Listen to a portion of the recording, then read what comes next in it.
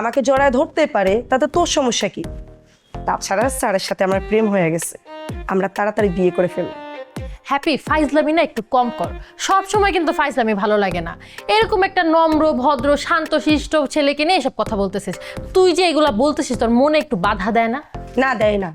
তুই স্যারকে ভালো বলতে বলতে এমন পর্যায়ে নিয়ে গেছস, মনে হচ্ছে স্যার একজন পুরুষ মানুষ না, তার মধ্যে কোনো প্রেম ভালোবাসা নেই। শোন, স্যার ভালো মানুষ, কিন্তু সাথে সাথে উনি একজন পুরুষ মানুষ, ওনার চাওয়া পাওয়া থাকতেই পারে।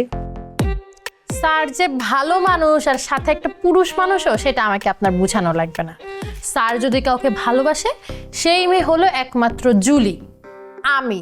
স্যার সবসময় কলেজে আমাকে প্রশ্ন করতো, যে কোনো বিষয় সে আমার সাথেই কথা বলতো। শুন, সে আমাকে রেখে আমারই ফ্রেন্ডের সাথে প্রেম করতে যাবে, জড়ায় ধরতে যাবে, স্যারের কি এত আকাল পড়ছে মেয়ের? তুই নিজেকে কি মনে করিস? তুই কি আমার থেকে বেশি সুন্দর? মানে তুই কি বিশ্ব সুন্দরী? তুই একটা কাজ কর, তুই কয়েকটা ছেলে মানুষদেরকে জিজ্ঞাসা কর যে তুই বেশি সুন্দর নাকি আমি বেশি সুন্দর। তোকে দেখে ছেলেরা পাগল হবে নাকি আমাকে দেখে ছেলেরা পাগল হয়ে উষ্টা খেয়ে পড়বে? কাউকে জিজ্ঞাসা কর যে আমাদের দুজনের মধ্যে কার বেশি হ্যাপিনেস। এখানে তো প্রতিযোগিতা করার কিছু নেই, এটা তো সবাই জানে আমি বেশি সুন্দরী। তুই যে সুন্দরী সেটা শুধু তুইই জানিস, ছেলেরা জানে না। আর আমি যে সুন্দরী সেটা আমি জানি না, কিন্তু ছেলেরা জানে।